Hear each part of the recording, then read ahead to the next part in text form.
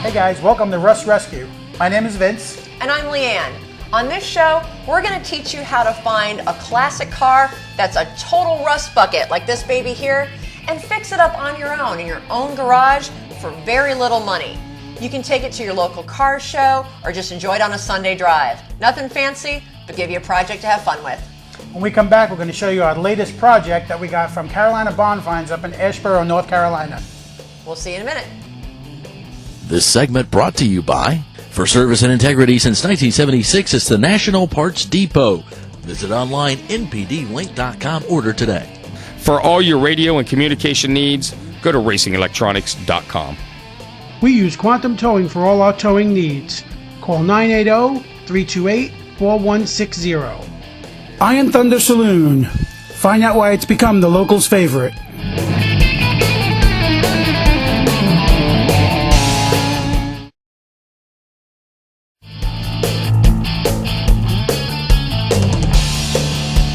Welcome back to Rust Rescue. Vince, where did you find this total rust bucket? I mean, this thing is like a tetanus shot waiting to happen. We got this from Danny over at Carolina Bond Finds in Asheboro, North Carolina. He's got everything from project cars to decorative stuff you can put in the garage, even gas pumps, old antique gas pumps. Oh, cool. Got some great stuff there. I go there and I have a field day. I can imagine. So if you're looking to build a new car, or if you just want some cool signs and decor for your garage, you got to check out Carolina Barn Finds on the web and on Facebook. So Vince, what exactly is this? It looks like it might be an old Pontiac? According to the numbers we ran online, this is a Pontiac Le Mans with a GTO package. Now, what does the GTO package mean? Basically, a GTO package is upgraded interior. They take out the bench seat, put in buckets, center console, and they go with the bigger motor. It used to be the 400 with a tri-pack with the three carburetors on it. Okay. Well, since the interior is completely gone anyway, but the motor looks like it's in pretty good shape here. Motor is extremely clean. We've done almost nothing to it aside from starting to disassemble it. And we were going to pull it out and reseal it and clean it all up and get all the grease and gunk out of it. Well, it looks pretty clean.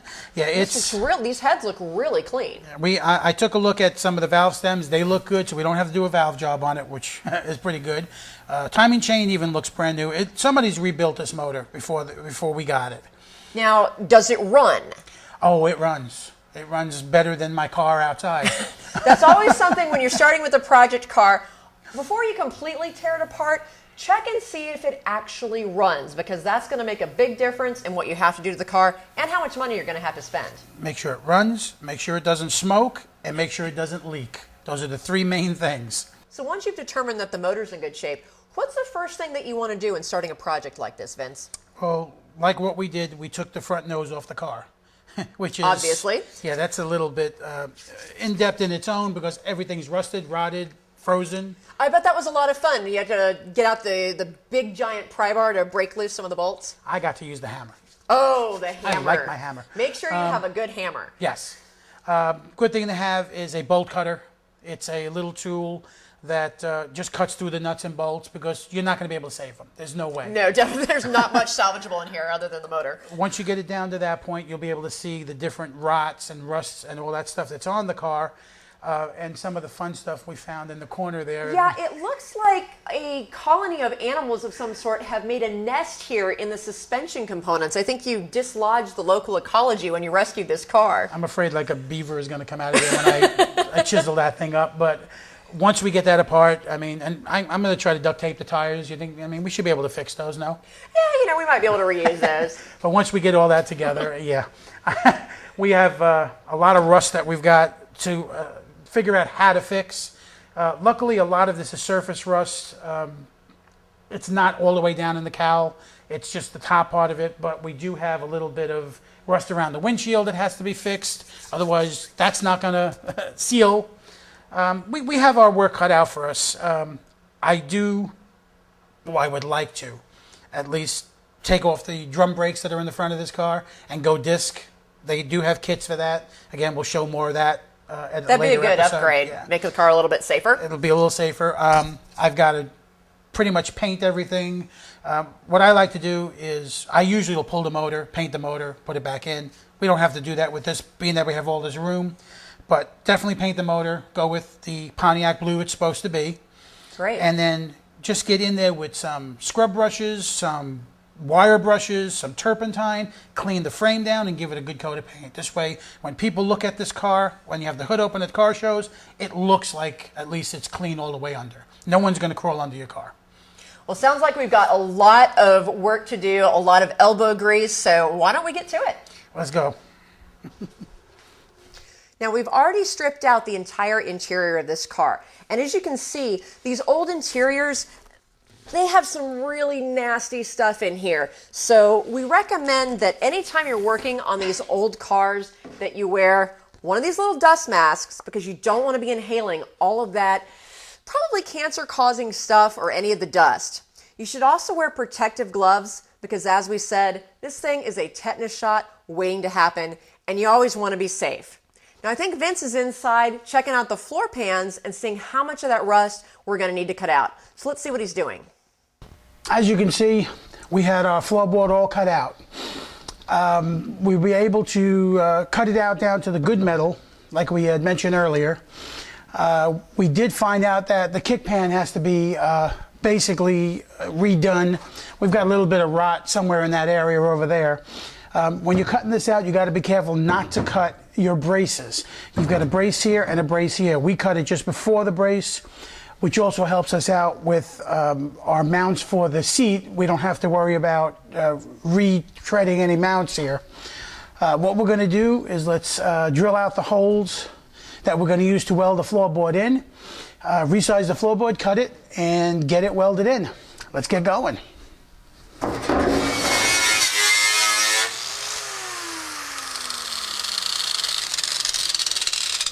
One thing you want to do is you want to make sure that you get all the rust, all the paint, everything that's on this metal off. If you do not do that, you will not get a good weld. You want to get it back down to the metal, back down to the shiny metal, at least as far back as you're going to be placing the floor pan. This takes a little time. I prefer to use a wire brush myself. A lot of guys use a grinder. It really doesn't matter what you use, as long as you get it clean.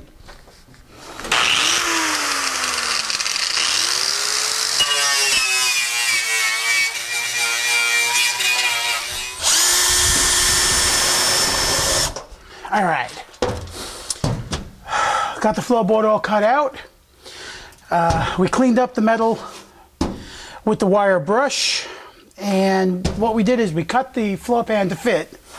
Now what we're going to do is, what I'm actually doing now, is putting a couple of self-cutting bolts in the beam that you saw here, and a couple just strategically around the metal, just to keep it in place for when we weld it. We want to keep it as far down to the brace that you saw underneath that beam that's under there, so that when we go under the car, we can tack it up from there. Looks like it's all in place pretty good. Let's weld this baby.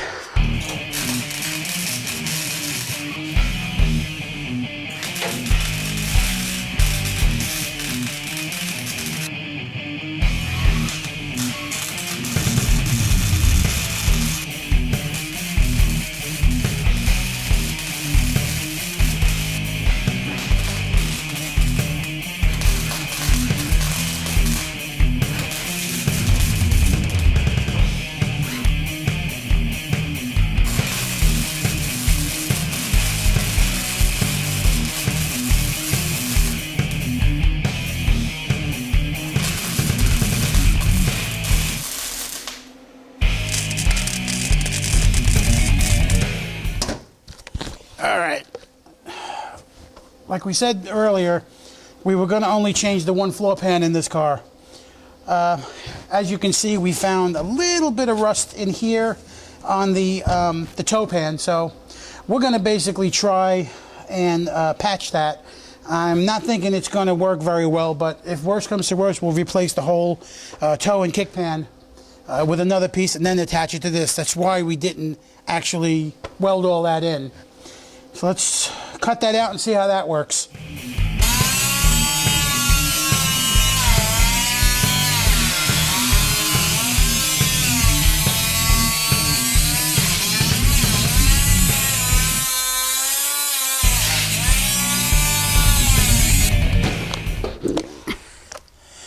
All right, like we showed you earlier, see how bad the metal is here? I'm not sure if you can get a good shot of this. So we cut it down to the good metal. If you don't have solid metal, the weld is never going to hold. This is actually a little brittle. Down here, we've cut a nice size hole there. Next, we're going to have to cut a piece of sheet metal and put it in place.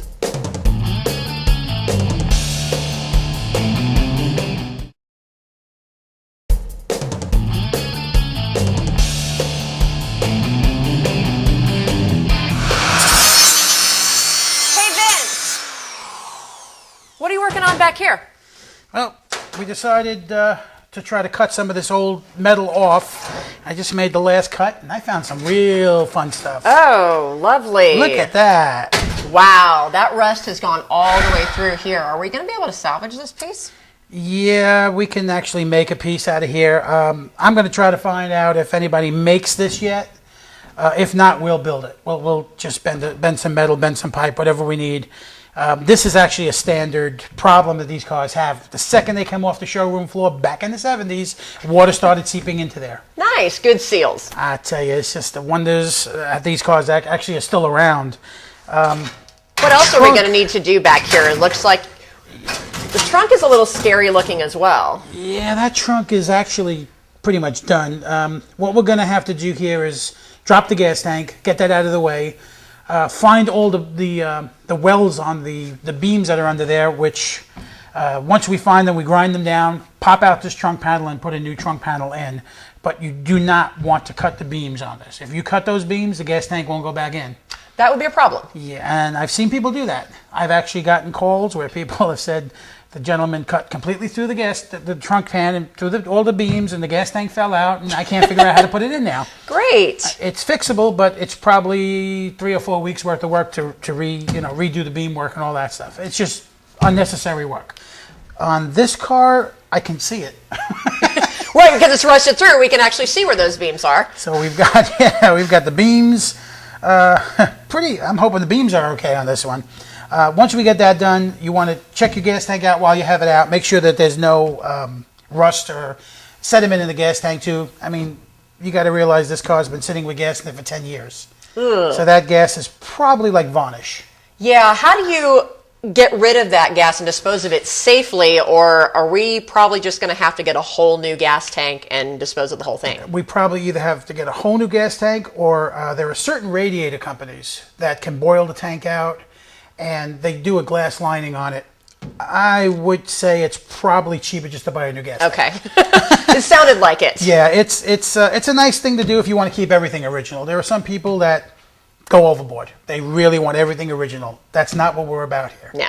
We want to show, like we said before, how you can take this car down to a regular car show and win a trophy maybe. But keep it where you can afford to build it. And something that you can enjoy driving. Exactly. So, all right, well, it sounds like we've got a lot of measuring and cutting to do, but remember, measure twice, cut once. So let's get to it. All right.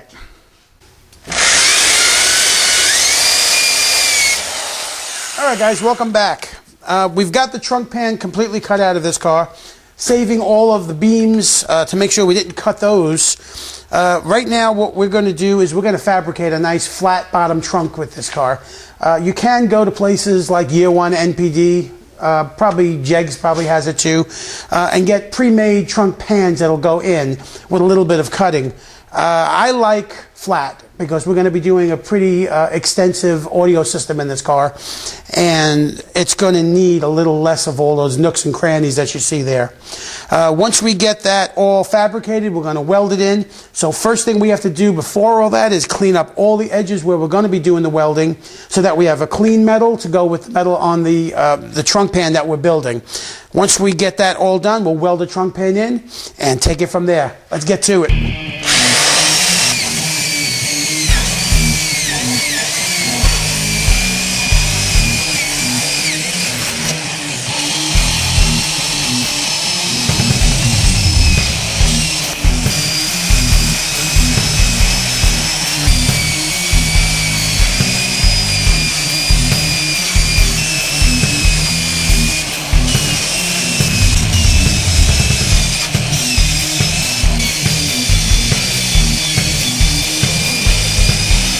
Okay guys, we've got the trunk all cleaned up. We've got all of the rust off, or most of it at least. We're going to be making the trunk pan. What it is, I already cut part of it.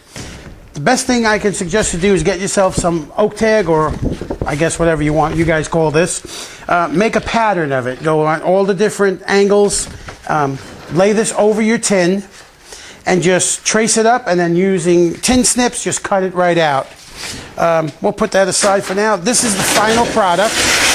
You've got all the stuff cut. You've got a little bit of the bend. The bending you will do with a hammer. You can buy a set of metal hammers roughly for about $20, $30 at most of the different tool stores. Once you get that all molded in, what we're going to do is we're going to screw it in place first. This way it's held down to the beams, and we'll be able to actually tack weld it to each of the beams so that it'll give it a little more strength. And then we'll go back in and we'll do the rest of the welding. Let's give that a shot.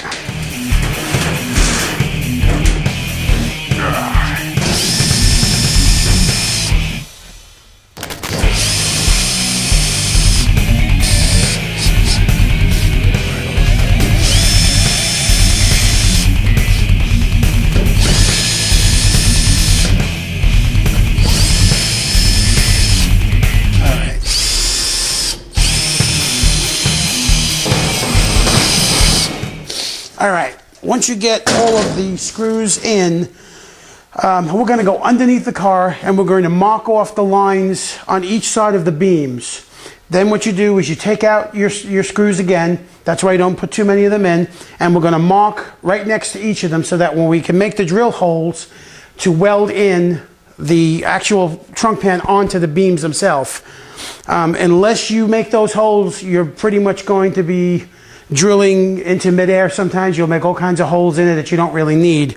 So once again, make your lines from underneath, flip it over, and make 5 or 6 drill holes down each of the beams on each side, and this way we can spot weld them in. Let's give that a shot. Okay guys, here's the reason that we actually do the markings from underneath.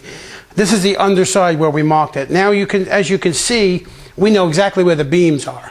So what we're going to do is we're going to drill probably every 6 inches, drill a nice hole here and go the same way on each side of this. This way when we put this back on, we're going to, from the other side, tack weld it, each one of them. And this way, this is as flush up to the beam as we can possibly get it. Best thing I would suggest is use about a 1/4 inch drill bit. You don't want to get too big of a hole because you don't want to burn through too much of it. Always remember, make sure this is clean before you put it back in, and make sure that you got all the rust off of those beams as well. Let's give it a shot.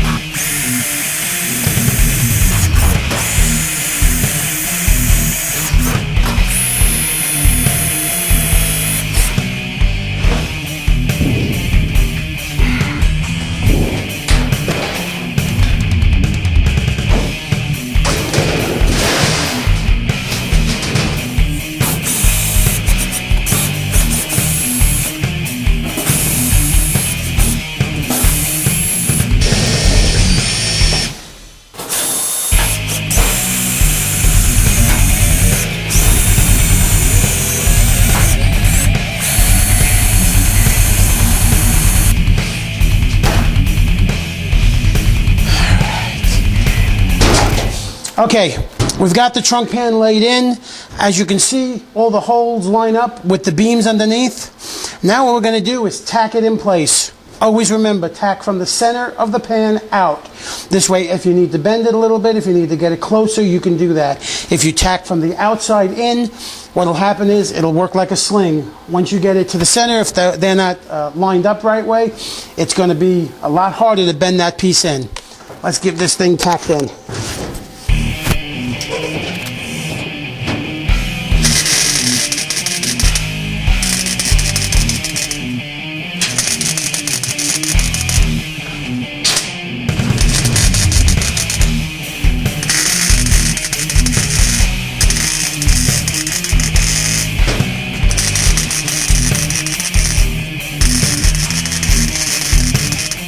There you go. Looks pretty good so far.